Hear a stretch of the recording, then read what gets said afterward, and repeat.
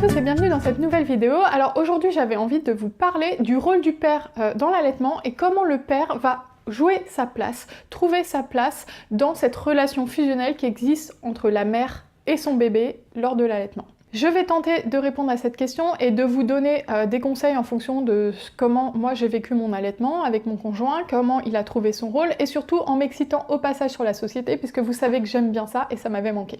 Alors quand on est enceinte ou même après, à l'arrivée de son enfant, quand on décide d'allaiter, on se prend très souvent un argument choc, que ce soit dans des lectures qu'on fait ou même par des gens, qui dit que l'allaitement exclut le père en fait, qui du coup se retrouve séparé de cette fusion entre la mère et l'enfant.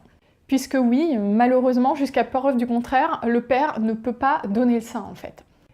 Et c'est vrai qu'on ne peut pas nier que l'allaitement est quand même une prolongation de l'état de fusion qui existe lors de la grossesse entre la mère et son bébé.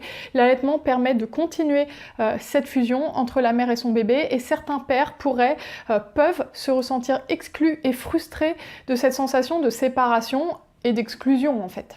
Bon, maintenant je vais vous expliquer pourquoi je trouve que cette question est complètement illégitime, voire complètement à côté de la plaque en fait. Ce n'est que mon avis, mais je trouve qu'on est actuellement dans une société qui prône un égalitarisme à outrance entre hommes et femmes, avec un souhait d'une disparition complète de l'altérité entre les sexes. Et selon moi, justement, cette question du rôle du père dans l'allaitement et le fait que les pères peuvent se sentir exclus et que c'est bien dommage parce qu'ils aimeraient bien, au contraire, avoir le même rôle que la mère, pour moi, cette question, elle est vraiment symptomatique de ce problème-là, en fait. Je pense que ce qu'on oublie un petit peu dans notre société actuelle, c'est que le rôle d'une mère est justement d'être en fusion avec son bébé et de materner. Déjà par le rôle nourricier, qui est quand même à la base surtout associé à la mère, puisqu'il y a 200 ans les pères ne pouvaient pas allaiter, mais aussi dans tout ce qui est soins au bébé, que ce soit réconfort psychologique, les soins, etc. Alors que, au contraire, le rôle du père, initialement, est de jouer le rôle de tiers séparateur, qui va mener progressivement l'enfant, le bébé, vers l'autonomie, vers l'extérieur, et qui va permettre la construction de son identité. La place du père est donc vraiment super loin de se jouer dans un biberon, quoi. Et d'ailleurs, il y a 200 ans, 300 ans, même moins que ça, quand il n'y avait pas de biberon et qu'il n'y avait pas de lait artificiel, les pères trouvaient très bien leur rôle, ils se posaient pas la question. Et d'ailleurs, ils avaient certainement un rôle bien plus fort et bien plus marqué que maintenant. Et en fait, maintenant, on voudrait que l'homme materne à 100% comme la mère. On voudrait que l'homme devienne une deuxième mère. En fait, si la grossesse pouvait se partager en deux, 4 mois et demi, je suis sûre que le gouvernement, la société voudrait, et surtout les magazines féminins, voudraient qu'on le fasse, quoi, moitié-moitié. D'ailleurs, maintenant, j'ai entendu parler, il y a même des hommes qui font des couvades et qui ont les symptômes psychologiques de la grossesse, ils ont des nausées matinales, ils ont des douleurs lombaires et ils ressentent les douleurs de l'accouchement.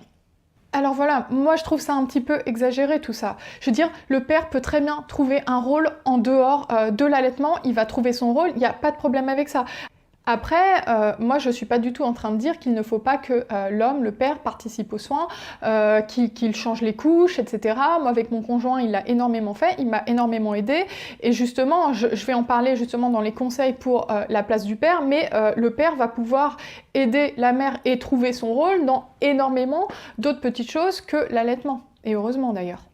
En effet, pour moi, cette question de l'allaitement qui exclut le père et qui fait que le père ne va pas trouver son rôle est vraiment un faux problème. Déjà, si la mère veut tirer son lait pour donner un biberon au père pour qu'il puisse le donner, il va pouvoir le faire, ça, il y a toujours possibilité de le faire. Et même sans ça, il y a possibilité aussi de mettre en place un allaitement mixte avec un petit biberon de lait artificiel de temps en temps. Si le père tient à tout prix à donner des biberons, il y a toujours cette possibilité-là.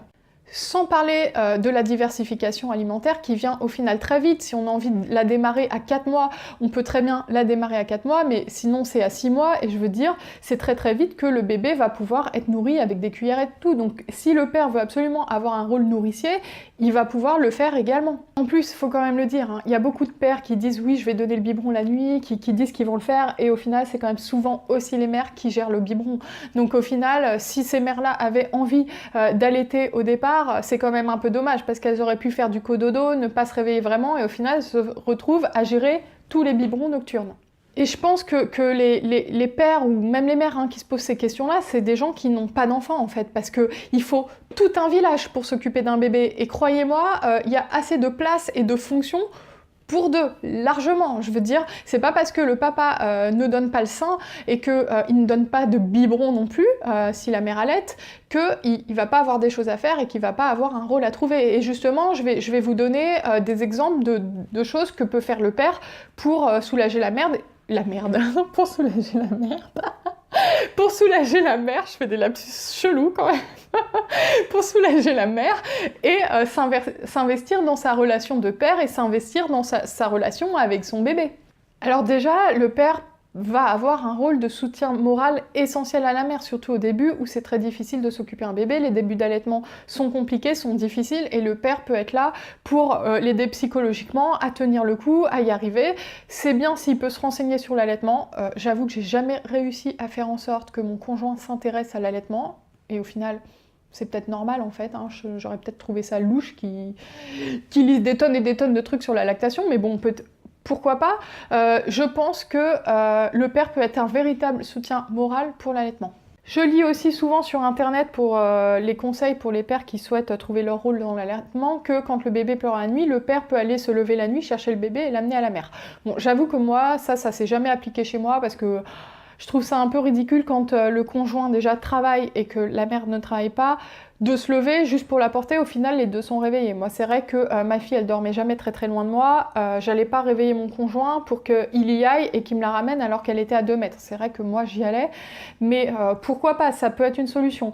Mais c'est vrai que pour moi, ça, c'est pas vraiment là-dedans que le père va trouver son rôle en fait. Ça va plus être dans des petites choses qui sont essentielles. Exemple, au début, ma fille, elle tétait 15 heures par jour. Et en fait, quand un bébé tète, ça donne très très soif à la mère. Et combien de fois, mais des milliers de fois, des centaines de fois, les premiers mois, je disais à mon copain, ah s'il te plaît, tu peux aller me chercher de l'eau parce que j'avais oublié. Et à chaque fois, il me ramenait de l'eau. Et c'est des petites choses, mais c'est du soutien.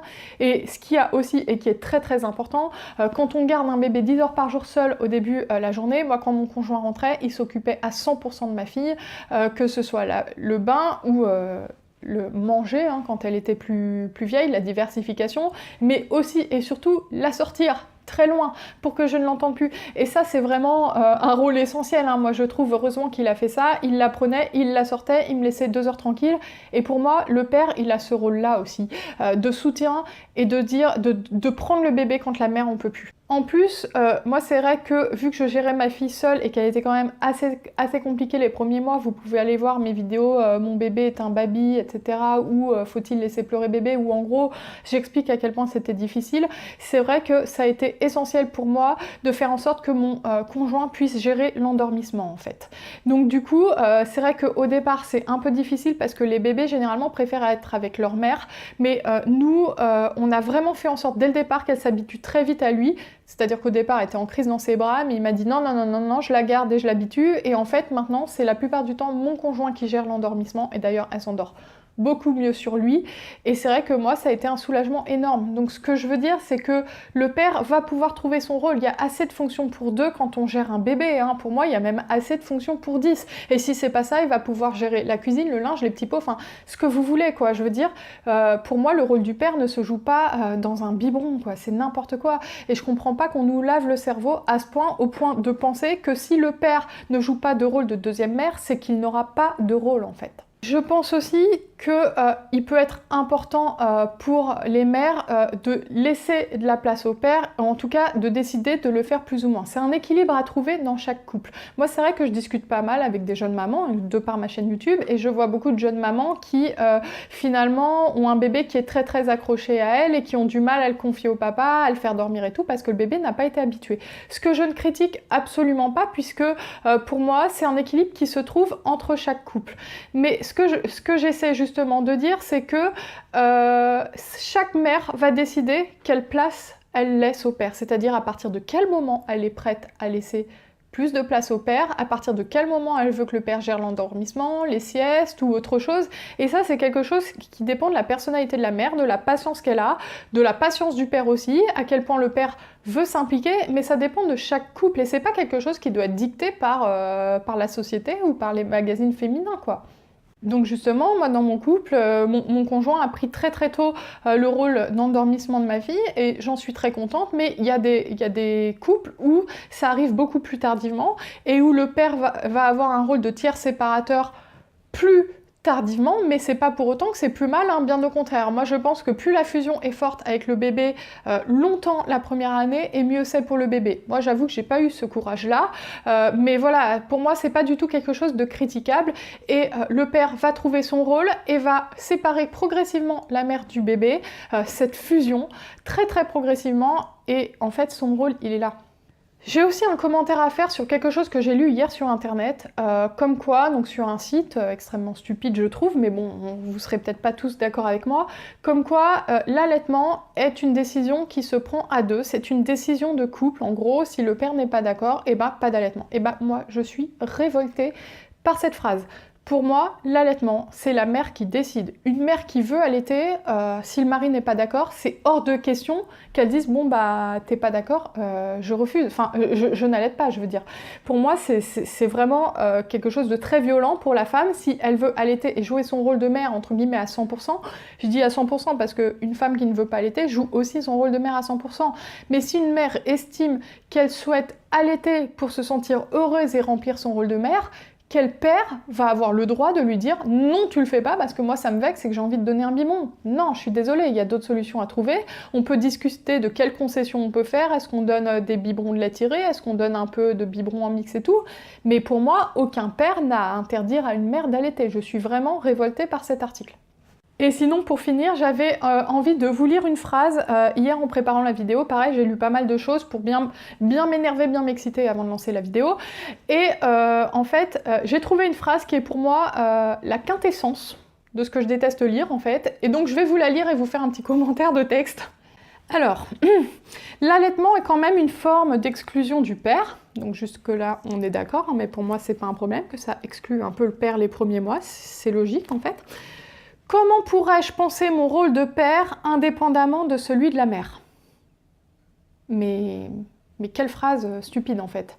Ton rôle de père, il est indépendant de celui de la mère. Tu n'es pas la mère. Si tu veux être la mère, je sais pas, fais-toi opérer, ou je sais pas, mais tu n'es pas la mère en fait. Comment pourrais-je penser mon rôle de père indépendamment de celui de la mère? Mais encore heureux que le rôle du père et de la mère sont pas les mêmes exactement. Enfin, je sais pas, ça serait bizarre. Au cours de la petite enfance, si le père veut s'impliquer, son rôle doit-il se limiter à un rôle supplétif? Et bien ça c'est pareil. Hein. C'est pas un rôle supplétif, c'est un rôle complémentaire. Ça n'a rien à voir. C'est deux rôles qui sont différents et qui se complémentent parce qu'ils sont différents. Un enfant n'a pas besoin d'avoir deux mamans qui le nourrissent au sein. Enfin, je sais pas, faut arrêter avec ça.